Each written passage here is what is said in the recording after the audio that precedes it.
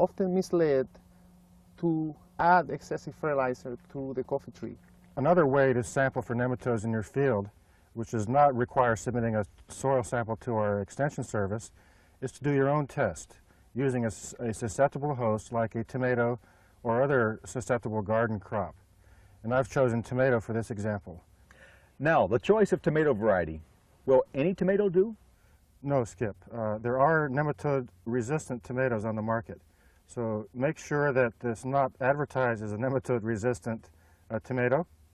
If you have any questions about which variety you think you'd like to plant, call us. I'm using Pixie. What one can do is take some soil from different parts of your field and pot up that soil and plant a susceptible tomato plant in there. Usually we start the seedlings and transplant susceptible tomato seedlings into the pots. But nonetheless, the objective is to expose these tomato roots to the nematodes that may be in your soil for approximately 6 to 8 weeks. At that time, one can examine the root systems for the characteristic swelling and galling that accompanies this disease. Here's a pot that I filled with field soil from a coffee field. These are a susceptible tomato variety. This happens to be called Pixie. And what I'm going to do now is gently remove the roots. I'm just going to dump this out. I'm going to shake the soil off these roots. And I have a can of water here to help me remove the soil particles that are clinging to the root system. I'm trying to be very gentle so that I don't damage the young roots. Now, we will be able to see if there are nematodes in this soil, and yes, look at these small galls. Here's one right here. Yep. It's about 1 millimeter in diameter. Here's another one. Looks like little pearls on a string. Yes. Do you see that? Now, give that another month, and they will swell to maybe 3 to 4 or 5 times that size. Here's a gall that has a young developing egg mass on it. I know it's hard to see, but it's a little brown spot on the outside of this gall. So on the basis of this assay, I can conclude that yes, there is a nematode problem in this field.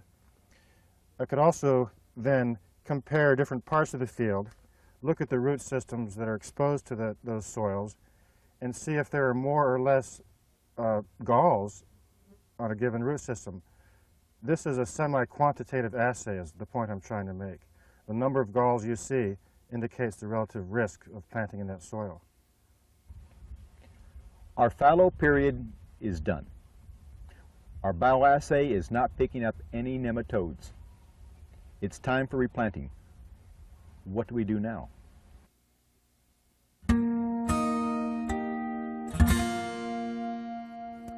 Strangely enough, the answer to our question takes us back to the mid-50s. Ed Fukunaga was the superintendent of CTAR's Kona Experiment Station. He and other CTAR scientists traveled down to Central and South America to visit coffee farms, coffee experiment stations, and to collect coffee varieties. They learned there about grafting varieties onto resistant rootstocks to control nematode infestations. Later on, when they returned with this collection of varieties and different species, our scientists began to evaluate them. And what we found was grafting the Guatemala, or Kona typica as some people call it today, onto a species of coffee called Coffea liberica variety duevri, that this would provide resistance to the Kona coffee root knot nematode. As an honor to Mr. Fukunaga, we have named this rootstock Fukunaga. So here's Scott to tell you more about the solution. Time to replant. What do we do? Well, we consider using the Fukunaga rootstock, which is our cooperative extension service, or our CTAR nematode-resistant rootstock, Coffea duevri, I guess is how you pronounce it. But anyway, the idea would then be to germinate the seed of the resistant rootstock. Sometime prior to the germination of your Kona coffee seed because they take longer to germinate. Germinate your Kona coffee seed, and then when the plants have reached the appropriate stage of development, as we'll describe it in our grafting section, then we graft. We graft the Kona coffee onto the Fukunaga rootstock. And when the plants are developed enough in the nursery, we transplant them into the field. We feel that grafting with the Fukunaga rootstock is the right solution, but other farmers may not agree. I received a lot of criticism from other farmers because it's something new, it's something different, and why are you wasting your time type of comments.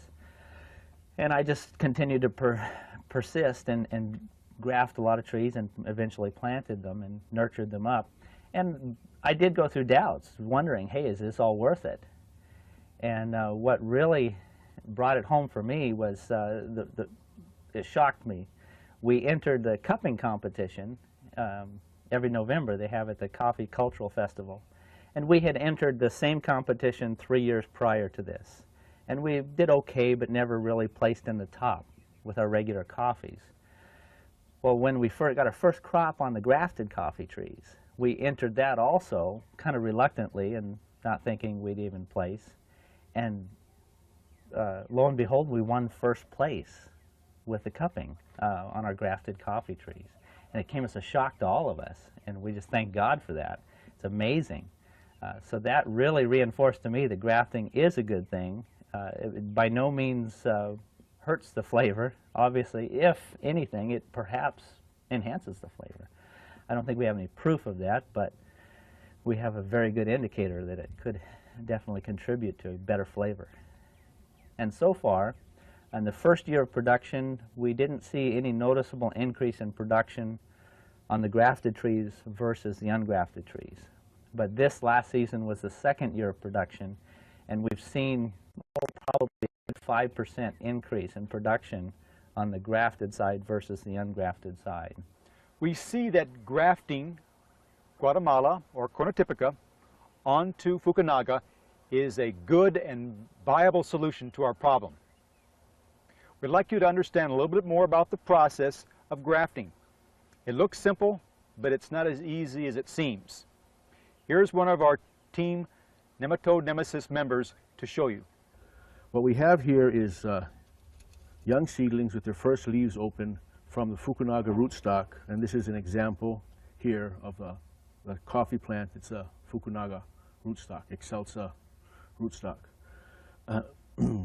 Here we have some unopened seed heads of Guatemalan coffee, which is the standard variety of coffee known as Kona coffee.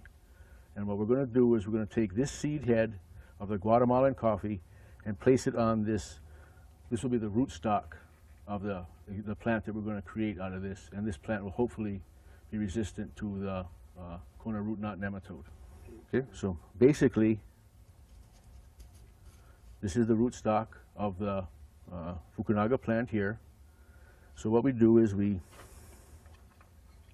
using a safety razor, which has a cover on it so we don't hurt ourselves,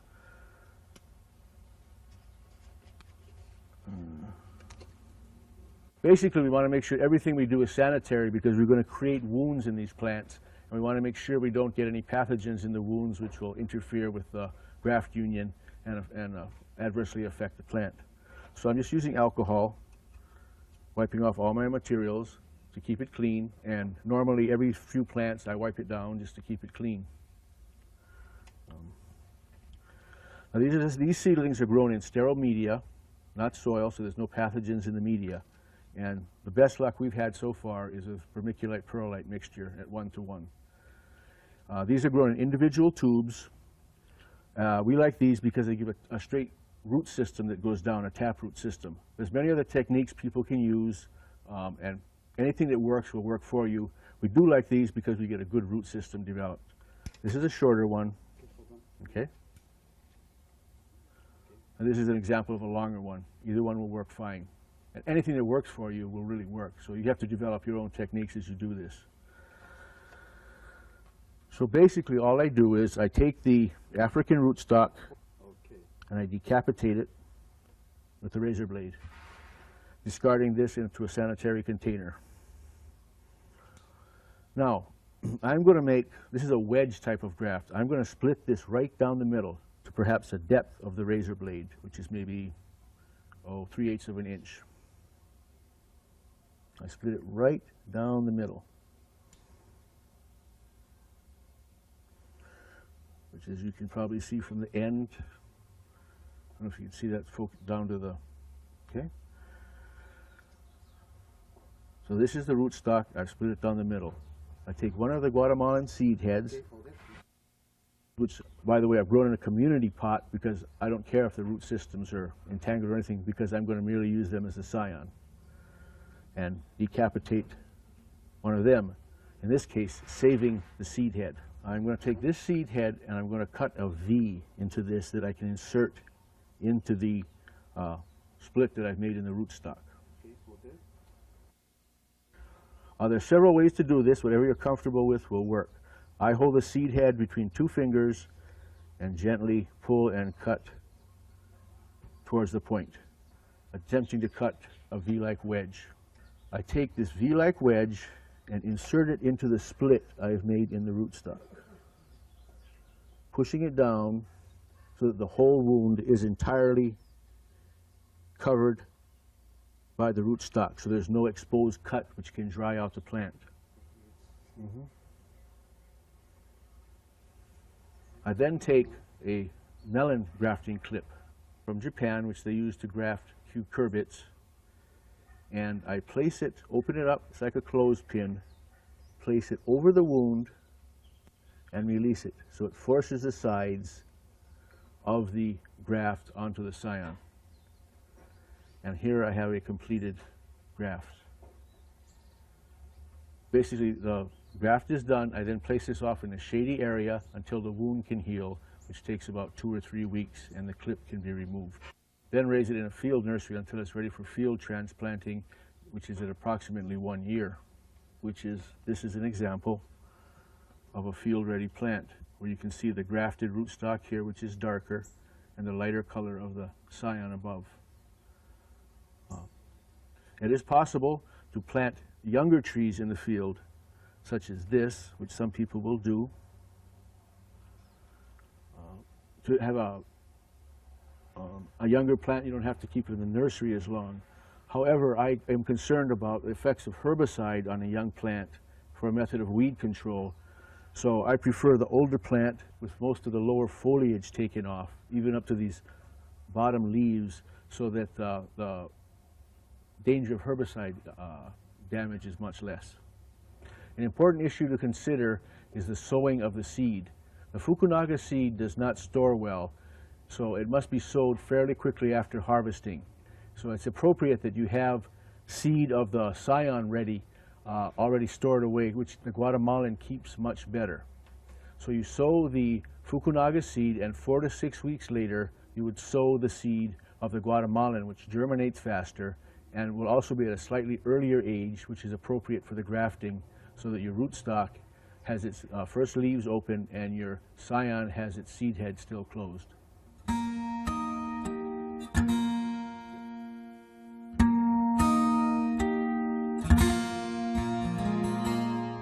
As we mentioned previously, there are several things that you can do to assure that the nursery seedlings that you plant in your field are free of nematodes.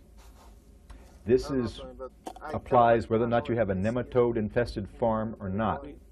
These hints will help you to ensure that you have clean seedlings upon planting. Okay. 1, it's important that any seedling that you plant in your field is free of nematodes. And that's why you don't use pulla, because you can't guarantee they'll be free. Start with seed, germinate it in your nursery, and then plant. Young plants are very susceptible to being attacked by the nematode, so you have to have a clean nursery as well as a clean transplant when you put it into the field. 2, be sure to use sterilized potting soil or commercial potting media, because it's essential that your media be free of nematodes. You can't be having nematode-free seedlings if your soil contains nematodes. 3, put your nursery on raised benches. This will prevent water or soil that could be contaminated with nematodes splashing into the pots during a rainstorm or irrigation. 4, make sure that your nursery is not located in an area of your farm where you know you have nematodes. It's always better to put your nursery upslope of your production fields so that water or soil draining through the area cannot be a source of contamination. Now, this is very important if your nursery is just on weed cloth on the ground. If it's on raised benches, it's not quite as important an issue. 5, use as large a bag as possible for your seedlings. They will be in bags anywhere from 9 to 12 months in Kona, because we know that plants survive better if they're a little bit larger. But being in a bag a long time can result in J-root. There are fairly simple ways to avoid this: using a larger bag, using a paper sleeve that's square or a plastic sleeve that's square so the roots don't turn around as easily. And sometimes you can even get pots with copper hydroxide. I think the product's called Spin Out. That will prevent the roots from spiraling, because when they hit the sides, they'll be burned and make a nice brushy root system. 6, avoid heavy traffic through your nursery. Now, what I mean by that is your boots can have nematodes on them. Your shovels and other tools might have nematodes or nematode eggs on them. We've got to keep your nursery area clean. The pots clean, the soil clean, the plants clean.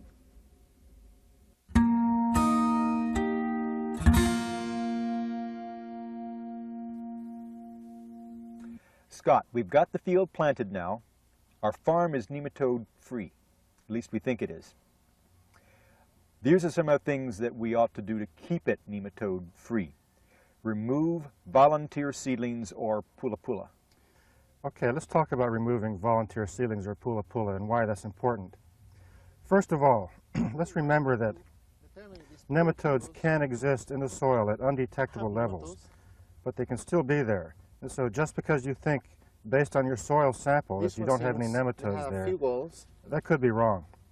So it's going to be very important to keep the host of the nematode, such as pula-pulas, out of the picture altogether. And so these pula-pulas actually can support millions and millions of nematodes around the base of a coffee plant. And this can have a very debilitating effect on the plants. The nematodes can only penetrate young, tender roots, whether it's from a mature coffee plant or a young seedling. And therefore, these pula-pulas are like a paradise for these nematodes. So we recommend that you periodically go through the field, say 2 or 3 times a year, maybe even only once a year, but at least do it. Pull out your volunteer seedlings and get them out of there. Destroy them. And what you'll be doing is you'll be pulling up millions of nematodes and taking them out of your field. We cannot emphasize enough one thing that you need to keep in mind. Do not use pula-pula to replant your coffee field if you want to minimize the danger of nematode infestation. And in fact, you should remove all volunteer coffee seedlings from your fields anyway, because they are hosts for nematodes. There are other things that you need to consider as well. There are no nematicides approved for coffee. And besides, our scientists have already shown that nematicides are ineffective in reducing nematode populations on existing coffee plantings. Also, be careful with your use of herbicides. Don't allow drift to the plants. You need to keep those plants as healthy as possible. We suggest that you avoid moving farming machinery, such as bulldozers and backhoes, from infested to non-infested fields. Remember, nematodes are transported by water or within soil or other planting medias. Do you know if your coffee farming neighbors have nematodes on their farms? Where was that bulldozer used last? Applying large amounts of organic matter, such as manure, to coffee fields will stimulate the growth of soil organisms. These organisms may compete with the nematodes. However, this has not been verified in Hawaii on coffee. We are doing research right now looking at coffee cherry as an amendment to suppress nematodes.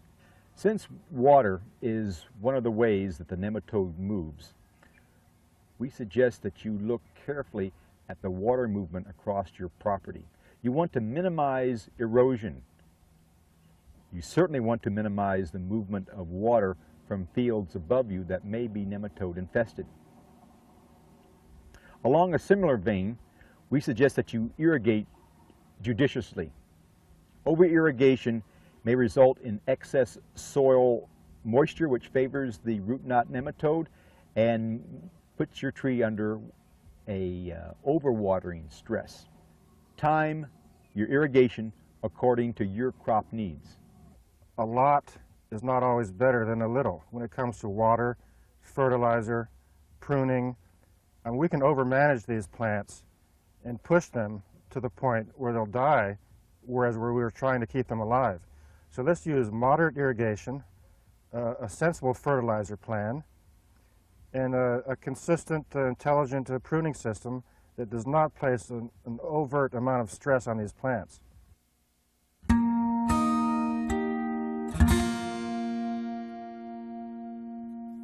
Now we'd like to tell you a bit about our continuing research to find solutions to the Kona coffee root knot nematode problem.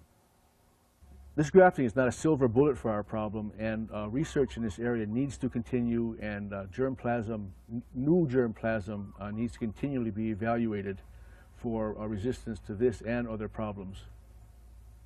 Don, our current management recommendations are a plant-free fallow, no weeds, grafted plants using the Fukunaga, and removing all pullas continuously in the orchard. What other things are you working on now for the future? Well, the future, we've considered a lot of options, but it looks like the best potential for future control is to assure that what is planted into new fields or being planted into old fields that have been cleaned up with the fallow is to assure that the seedlings are free of nematodes. And this, some sort of certification program is what we're thinking about. We've talked to Tommy Greenwell about that already, and just getting a feeler for the concept. And following that, we have a fairly large program trying to look at all the different kinds of coffee species and varieties to see if there's additional rootstock material, because we don't want to put all of our trust in one rootstock. So we want to put a lot of effort into those two areas, certification and rootstock search and development. Don, what about genetic engineering of the coffee plant to resist nematodes? Genetic engineering is a very viable option. There is currently a student at UH who is at the early stages of looking at the possibility of developing genetically engineered coffee with root knot nematode resistance in them. Now, it's going to take a number of years to fully evaluate how well we can get resistance into those transgenic plants. But I think that holds a high potential, and that was part of, without saying it, part of our search for the resistant rootstock process. You know, now we do the classical approach, but we do have the engineered resistance being evaluated, or trying to develop it and then evaluate it.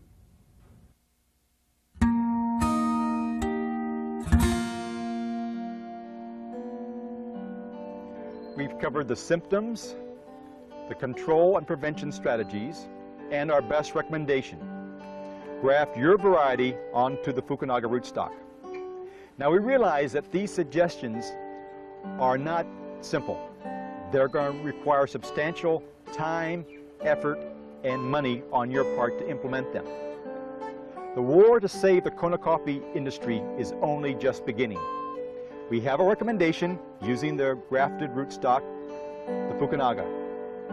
However, only a few farmers have joined the battle so far on just a few farms. And unfortunately, it's going to take all of you in this battle to save the Kona coffee industry from this nematode nemesis.